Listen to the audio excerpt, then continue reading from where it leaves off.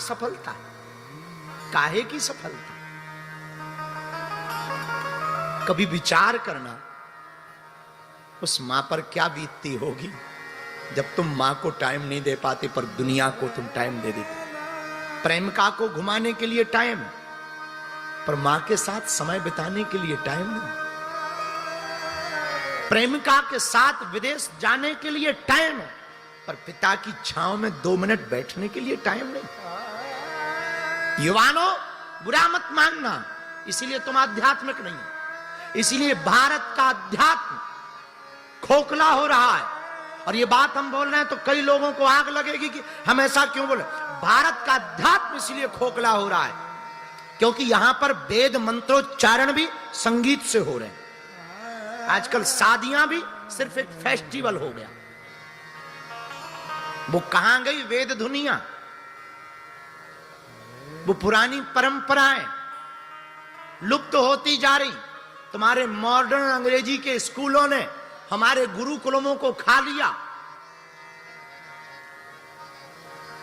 तुम्हारी अंग्रेजी की पढ़ाई ने वो माता पिता, मां, अम्मा का सुख चला गया। मदर फादर जब से आया वो अपनत्व गायब हो गया। ये आध्यात्मिकता नहीं है कि तुम्हारा भाई रो रहा हो। आजकल तुम्हारी फेसबुक पे 5000 फ्रेंड है पर खुद के भाई से बात नहीं होती। तुमने अपनी सासू मां और ससुर को बाप बना दिया और खुद की मां तुम्हारी अनाथालय में डली है, वृद्धाश्रम में डली है। और तुम आध्यात्मिक हो क्या? खाक आध्यात्मिक हो। तुम विदेशों में राम मंदिर हो रहे हैं पर तुम्हारे मन में मंदिर नहीं हो रहा है। और तुम कहते कि तुम आध्यात्मिक हो क्या? खाक आध्यात्मिक हो। आध्यात्मिकता अंदर से प्रकट होती है, बाहर से नहीं। अभी तुम स्पिरिचुअल हो, स्पिरिचुअलिटी नहीं। अध्यात्म तो अंदर से जगता है और उसको जगाओ, झांको अंदर से। तुम बाहर सुधारने में मत रहो। बालों में जेल हो या ना हो, पर जिंदगी में मेल जरूर होना चाहिए।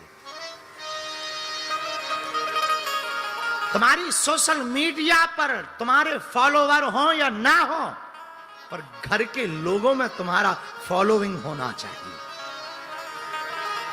मेरे पागलो, तुम दुनिया की नजर में अच्छे रहो या ना रहो, पर पत्नी की नजर में, संतति की नजर में अच्छे रहना चाहिए।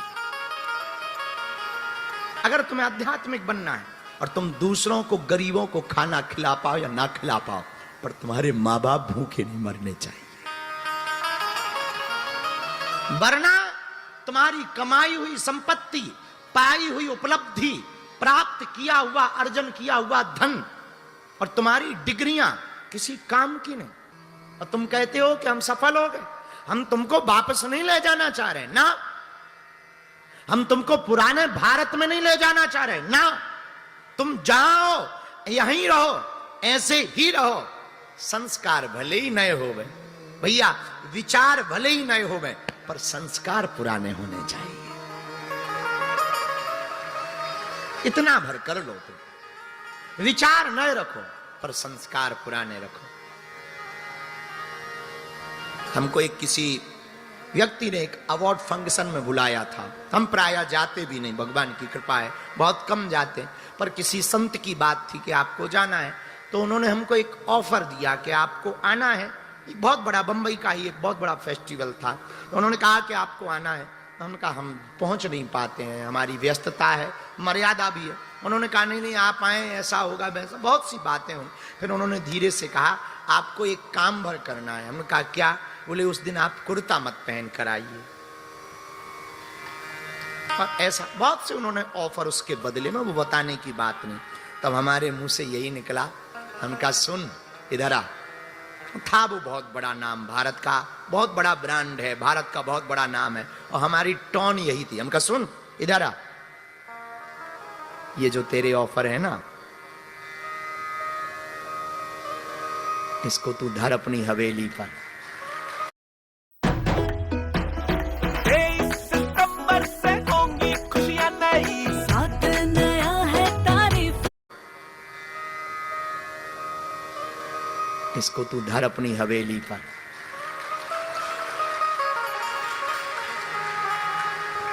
हमारा अध्यात्म, हमारा सनातन बिकाऊ नहीं है, टिकाऊ है। वो दिन है कि आज का दिन उसने बात नहीं हमसे की, और करनी भी नहीं चाहिए, ऐसे लोगों से कोई बात नहीं करनी चाहिए। लेकिन नीलेश जी ने प्रश्न पूछा है तो हमें उत्तर आया है। आप लोगों को हम प्रार्थना करेंगे, तुम हमारी कथा सुनो या ना सुनो, पर अपने संस्कारों से दूर मत रहो, बस यही कहना चाहेंगे। जिस परिवार ने तुम्हारे साथ जीवन दिया, जिस माँ ने तुमको पाला पोसा, जिस पिता ने तुम्हारे लिए सर्वस्व अर्पण किया, जिसने तुम्हें इतना लुटाया, हमारी हाथ जोड़ के प्रार्थना है, कुछ देर उनके पास बिता लिया करो, उन्हें बहुत अच्छा लगेगा। रामायण पढ़ लिया करो, रामचरितमानस को बहुत अच्छा लगेगा, क्योंकि तुम्हारे दादा परदादा यही पढ़ पढ़ के सनातन बचाते रहे। हम भारत को अनपढ़ नहीं बनाना चाहते, ना ना ना। लोगों ने हमारे विचारों को हमने एक बार विचार दिया था, पहले के जमाने में हम कम पढ़े लिखे ठीक थे भैया, लेकिन पढ़ना चाहिए, पर पहले कम पढ़े लिखे ठीक थे भैया। पहले लोग कम पढ़े लिखे थे पर कपड़े पूरे पहनते थे, पूरे कपड़े पहनते थे। अब आज पढ़े लिखे ज्यादा हैं पर कपड़े ही गायब हो गए। हाँ, और उनसे कुछ कहो तो वो कहते हैं हो मॉडर्न जमाना है, 21वीं सदी है, आप कहां जी रहे हो पुराने ख्यालों में, ये मॉडर्न है मॉडर्न। हमने कहा चंडालन, अगर कम कपड़े पहनना मॉडर्न है तो तुझसे ज्यादा तो हमारी भैंसिया मॉडर्न है। हाँ, बिल्कुल ही नहीं पहनती है। नंबर 1 की मॉडर्न तो वही है। हाँ, आप मॉडर्न जमाने के नाम पर, अरे भाई कुछ मर्यादाएं होती हैं। ठीक है, पल्लू मत रखो, इतना चल जाएगा, पल्लू मत रखो, घूंघट मत डालो, पर इतने भी तो कपड़े कम मत पहनो कि ससुर सास सब बैठी हो, बजरंग बली बचाए।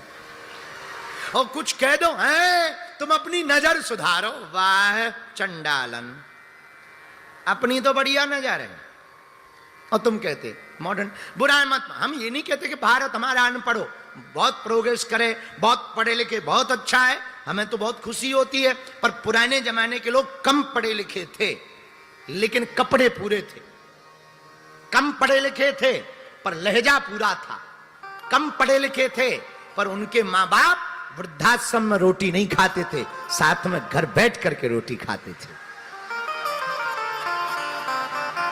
कम पढ़े लिखे, इसका मतलब पढ़ो लिखो, खूब मॉडर्न करो। हम कहते हैं आप पार्टियां करो, जो आपको अच्छा लगे वो करो, पर अपने संस्कार मत भूलो।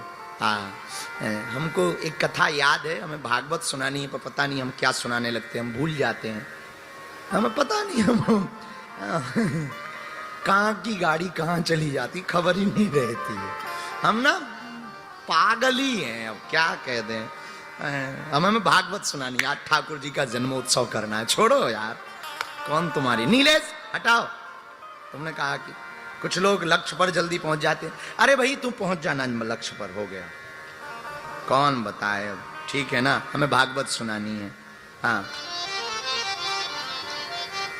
नीलेश, कल फिर से तुम्हें ठोकेंगे एक बार। अब तुम बुरा मत मानना, तुम लोगों ने बीपी के डर से नमक कम कर दिया, शुगर के डर से तुमने शक्कर खाना बंद कर दिया, लेकिन हराम का खाना बंद नहीं किया। और तुम आध्यात्मिक हो, हमारे पास आके कहते कि आई एम स्पिरिचुअल, ठटरी के बरे।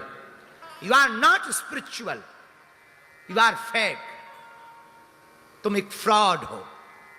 क्यों? मेरे पागल हो, बुरा मत मानना, हम अपने लिए भी कह रहे हैं, आपके लिए नहीं। हम एक दिन हमने खुद अपने ऊपर लिखा, शायद आपने पढ़ा हो, एक दिन हम बैठे थे तो गाड़ी में कहीं जा रहे थे, हमने लिखा कि बाहरे बाबा तूने भारत में प्याज खवाना तो बंद करवा दिया, ब्याज का खवाना बंद नहीं करवाया। हमने तो अपने पे भी लिखा। बड़े विचित्र लोग होते हैं, उनसे हनुमान जी ही बचाएं, बोलो सीताराम, जोर से बोलो और जोर से बोलो। हा हा हा, तो श्री ध्रुव जी महाराज क्या अद्भुत ज्ञानी, कुछ कच्चे चेला बनते, पर ये ध्रुव जी पक्के चेला है। कच्चे चेला, घर में भाई खटपट, सो चल बाबा के मटपट, गुरुजी ने काट दी चोटी, मांग खा बेटा रोटी। ये कच्ची साधना है। पक्की साधना क्या, एक बार भगवान के हो गए तो हो गए, एक बार गुरु जी के हो गए तो हो गए। एक ही साधे सब सधे, सब साधे सब जाएं। सच्चा भगत वही है। पतिव्रता स्त्री कौन, जो अपने पति को छोड़कर पर पुरुष का चिंतन भी ना करे, वो पतिव्रता स्त्री है। उसी प्रकार सच्चा भगत कौन, जो अपने आराध्य के अलावा किसी और का ध्यान भी ना करे। अच्छा, इसका मतलब ये नहीं है कि फिर ध्यान ना करे किसी और का तो सबका अपमान करे, ना ना ना। पूजा सबकी करो, प्रणाम सबको करो, वंदना सबकी करो। लोग हमारे पास आते, आप तो हनुमान भक्त हो, कृष्ण कथा भी करते, राम कथा भी करते, दुर्गा कथा भी करते, कैसे अपने आप को मैनेज कर पाते, मंदिरों में भी जाते, कैसे मैनेज कर पाते। हमने कहा बहुत सरल रास्ता निकाल रखा हमने। बोले क्या, हमने कहा हम जब भी किसी संत को प्रणाम करते हैं तो अपने गुरु के उनमें दर्शन करते हैं। प्रणाम उन्हें करते, पर उनको लगता कि ये हमें प्रणाम कर रहे हैं, पर सच तो ये है हम अपने गुरु को ही प्रणाम करते हैं। इसलिए मेरे पागलों, हम तुमसे भी कहना चाहते हैं, आह धन्य ध्रुव जी महाराज, हमें आप आज्ञा दो, जाने दो। ध्रुव जी जाने लगे तो मंत्र दे दिया, सुनो, जा तो रहे हो, यहां मत रहो, यमुना के तट पर तुम साधना करो। मथुरापुरी में, मधुपुरी मथुरा में, यमुना के तट पर साधना करो। बोलो वृंदावन बिहारी लाल की जय। अब मथुरा आ गई तो गोकुल भी आ ही जाएगा।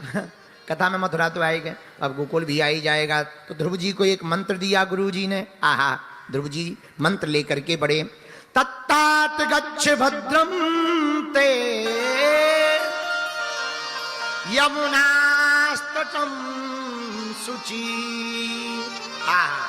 यमुना के तट पर श्री ध्रुव जी आ गए, वहां पर साधना प्रारंभ की। अब साधना सीखनी है तो ध्रुव जी से सीखो। बहुत अद्भुत साधना ध्रुव जी करते। ऐसी नहीं, कुछ लोग हमारी कथा सुन के साधना का संकल्प ले लेते हैं, तो 9 दिन सोचते हैं कि हम नवरात्रि आ रही, अब तो कुछ खाएंगे पिएंगे नहीं, पानी में ही नवरात्रि करेंगे। तो 2-3 दिन तो बढ़िया रहती है, चौथे दिन पता लगा अस्पताल में भर्ती होके बोतल चढ़वा रहे। ऐसी भी कुछ लोग साधना करते हैं। तो बाद में कहते हैं महाराज हम क्या बताएं, आपके चक्कर में मरते मरते बचे, ढटरी के बरे। ऐसी कोई थोड़ी साधना की जाती। साधना का एक तरीका होता है, धीरे धीरे मोड़ तू इस मन को, इस मन को तू, इस मन को। एक संत ने लिखा, धीरे धीरे मोड़ तू इस मन को, इस मन को तू, इस मन को। ये मन मोड़ा कुछ डर नहीं, हाँ मन मोड़ा कुछ डर नहीं, फिर दूर प्रभु का घर नहीं। धीरे धीरे मोड़ तू इस मन को, इस मन को तू। अच्छा, मन है कैसा, मन कपटी, मन पापी, मन तेरा चोर। कहते आए